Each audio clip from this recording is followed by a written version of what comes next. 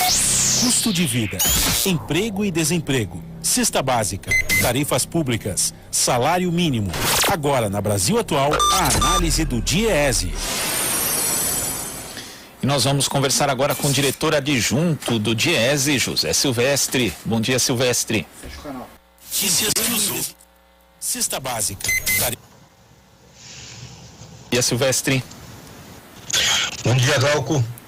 Silvestre, a 14ª edição do Índice de Confiança Robert Half, um índice que mapeia ali o humor de profissionais recrutadores do mercado de trabalho, aponta que apesar dos profissionais entrevistados manterem um relativo otimismo em novembro em relação ao mercado de trabalho para os próximos 6 meses, acima dos 50 pontos, aconteceu aí uma queda na expectativa em relação à última pesquisa que foi feita em agosto, passando de 52,9 para 51,7 pontos.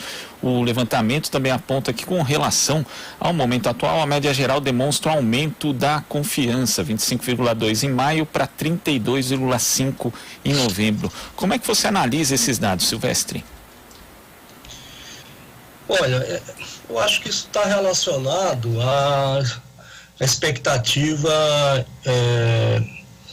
em relação à situação da pandemia no país, né? A gente vinha tendo notícias, né, e outras pesquisas em relação à questão do mercado de trabalho e também em relação às projeções da economia para o ano que vem. Então, isso de certa forma gera expectativa, né, quanto ao comportamento do mercado de trabalho. Então, acho que isso decorre desse fato, né? A expectativa de você ter vacina, enfim, soma-se a isso a projeções, indicadores mostrando que já há uma retomada da economia em 2019, né? Quer dizer, aquela crise pior que foi ali, sobretudo no segundo trimestre do ano, né, onde você tem a acentuação da pandemia. Quer dizer, a partir do terceiro trimestre há uma situação de... Isso reflete, eu creio que isso reflete, e aí sobretudo no terceiro trimestre, reflete esses números aí da pesquisa aí conduzida por acho que é uma consultoria, não é? Que faz esse tipo de levantamento junto aos profissionais recrutadores de profissionais para o mercado de trabalho. Então, acho que é um pouco essa expectativa que enfim, traz um pouco de esperança, né, de que as coisas, que o mercado de trabalho melhore. Aí, mas também tem uma coisa, né, Glauco, pelos dados da pesquisa, me parece que isso está focado mais em profissionais, como direi, mais qualificados, né?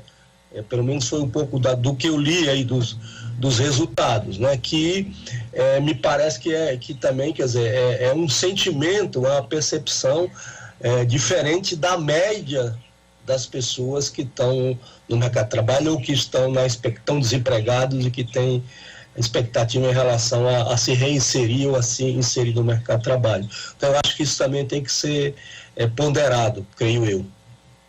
São níveis distintos, né? De fato, essa consultoria fala a respeito de empregos mais qualificados ali, que tem, inclusive, de forma mais ativa esse serviço de recrutamento, Silvestre. E a gente vê, inclusive, em outros dados que já foram analisados aqui no espaço do DIEESE e no Jornal Brasil Atual, inclusive, que alguns setores, como, por exemplo, o setor de serviços, em especial comércio, já mostra ali uma retomada por conta do relaxamento das medidas de distanciamento que aconteceu nos últimos meses, mas não conseguiram recuperar o mesmo nível do emprego de antes. Também tem esse problema, né? A gente tem aí mudanças em determinados setores que podem ser estruturais, podem simplesmente não voltar atrás e vão acabar também não criando o mesmo número de postos de trabalho, Silvestre.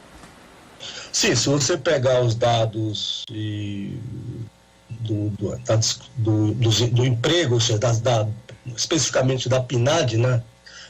Da pesquisa Nacional por Amostra de Domicílio do IBGE, que tenta mensurar o mercado de trabalho brasileiro, a gente tem acompanhado aí primeiro um crescimento da taxa de desemprego, né, e portanto da desocupação, um aumento do número de pessoas que estão desocupadas, um aumento do desalento, né, que são aquelas pessoas que acabam por desistir de procurar emprego porque já está há muito tempo procurando sem conseguir. Claro que isso também acentuado aí pela própria pandemia, e tem um pouco isso também que você falou, Glauco, que é o fato de você ter algumas ocupações, digamos assim, que não conseguem recuperar. E tem um dado de realidade que é o seguinte: a pandemia, né, com essa nova, digamos, modalidade de trabalho, no caso do teletrabalho, home office, que se acentuam nesse período, que muito provavelmente não retoma, né? Você vai ter certamente algumas ocupações, alguns tipos de trabalho que estão sendo desenvolvidos à distância, ou seja, em home office, trabalho remoto, etc., que muito provavelmente não retomam, né? Ou se retomar, retoma de forma parcial. Então esse eu acho que é um dado que fica em termos de mercado de trabalho, aí digamos, o comércio, né?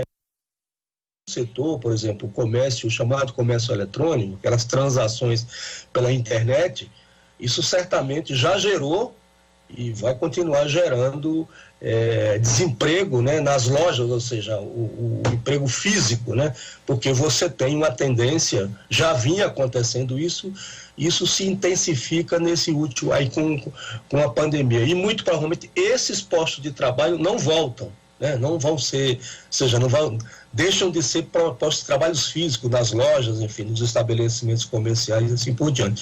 Então isso isso certamente vai ser um legado da pandemia. Você falou inclusive dessa questão do home office, Silvestre. O levantamento mostra que, se pudessem escolher, 47% dos profissionais entrevistados pela 14ª edição do Índice de Confiança afirmaram que gostariam de trabalhar mais dias em casa e menos dias no escritório, enquanto 29% desejam o contrário. Mas o home office ainda hoje é uma realidade para uma parcela menor da população, até porque boa parte dos trabalhadores está na informalidade, Silvestre. Sim, tem isso mesmo, né? Inclusive o IBGE tem a pesquisa lá, Covid-19, que o IBGE desenvolve, né? Que mostra digamos assim, uma espécie de perfil dos trabalhadores que estão trabalhando em home office, que estão trabalhando remotamente, né?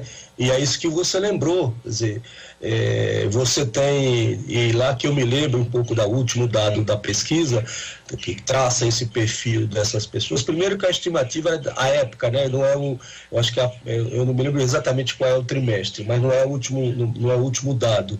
Mas de toda forma, indicando lá que você tem um pouco mais de 8 milhões de pessoas que estariam trabalhando em home office. Dessas pessoas, o perfil era o seguinte: bom, primeiro, escolaridade mais elevada, tá certo? Também nível de renda mais elevado. Uma boa parte dessas pessoas, não me recordo o percentual, mas trabalhavam, como é que se diz? Tinham casa própria, melhor dizendo. Enfim, é um perfil de gente, né, que tem condições de trabalho, porque nem sempre, né, Glauco, e também tem isso, quer dizer, nem sempre as empresas oferecem as condições necessárias e ideais para que a pessoa trabalhe remotamente, né? E tem isso, tem algumas ocupações, algumas profissões que não tem como trabalhar remotamente, né? A pessoa tem que ir no posto de trabalho fixo, tem que ir na empresa, né? Então tem isso também, quer dizer, quando a gente fala do home office, tem que ver quais são os trabalhadores, qual é o perfil dos trabalhadores que estão em home office ou que têm condições de trabalhar de forma remota. Isso também escancara a desigualdade no nosso mercado de trabalho.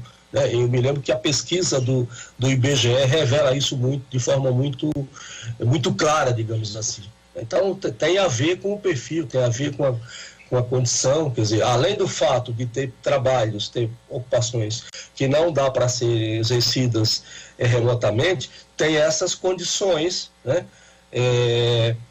que o trabalhador tem que ter, porque a empresa nem sempre oferece essas condições. E você tem conhecimento, você viu, por exemplo, saiu recentemente uma pesquisa que o Diese fez com os bancários enfim, com a Contraf, com os sindicatos bancários de São Paulo, mostrando, aí especificamente dos bancários, né? Então, mas de toda forma, essa é uma mudança, e que não tem volta, né? No mercado de trabalho, que é essas, digamos assim, essas novas modalidades de trabalho à distância, permitida aí pela tecnologia. E Silvestre, você comentou que isso acaba escancarando a desigualdade no mercado de trabalho no Brasil e também escancara a desestruturação desse mesmo mercado, né? Com a retirada de direitos trabalhistas desde o governo Temer, 2016, 2017, continuando agora, e a gente vê justamente os empregos mais precarizados crescendo em meio à pandemia, como os entregadores de aplicativos. Então é necessário também rediscutir os direitos que foram retirados ali na chamada reforma, que a gente nem costuma chamar de reforma, porque reforma é algo para melhorar e não foi o caso, mas na chamada reforma trabalhista, Silvestre. Sim, porque aí com o advento da reforma trabalhista lá do Temer, lá em 2017, né, que entrou em vigor em 11 de novembro de 2017, e você tem lá um processo de flexibilização da legislação, o que traz uma piora grande das condições de trabalho, e obviamente isso se reflete no mercado de trabalho. Você tem uma intensidade aí, um crescimento desses trabalhos mais precários, e particularmente na questão dos trabalhadores em aplicativos, que você tem uma disputa até hoje, né, e essa é uma luta dos trabalhadores dos sindicatos, enfim, e de outras organizações desses trabalhadores, que é exatamente mostrar que aquilo é um trabalho que existe vínculo, né? E do outro lado, as empresas, né? Essas empresas que empregam os trabalhadores aí de aplicativo, tentando mostrar que não tem vínculo, né? Mas ao contrário tem. Mas é uma questão, inclusive, Glauco, claro que precisa ter melhorar, digamos assim, a legislação que preserve, né, que tenha preservação social dos direitos desses trabalhadores, mas se você aplicar a CLT, na medida em que o vínculo esteja estabelecido, a CLT garante uma série de direitos para esses trabalhadores. O grande nó aí é o seguinte, é mostrar vínculo, né? Quer dizer, ter reconhecimento do vínculo. O que acontece? O braço judiciário trabalhista, nós temos exemplos, né, de ganhos de causa por parte dos trabalhadores, onde o judiciário mostrou o vínculo, mas na maioria dos casos não tem esse reconhecimento do vínculo, que é um problema para esses trabalhadores. Bom, e aí tem os dados, né, das condições precárias desses trabalhadores, enfim, que ficam ao Deus dará, digamos assim, porque eles são donos do próprio instrumento de trabalho, não tem direitos, não tem férias, não tem registro, enfim, não tem proteção nenhuma, né? Porque o vínculo deles, de trabalho deles, o vínculo não é reconhecido. Tá certo, Silvestre, queria agradecer a sua participação aqui no Jornal Brasil Atual e até a próxima. Valeu, Gal. Abraço. Abraço. Conversamos aqui com o diretor adjunto do DIEESE, José Silvestre.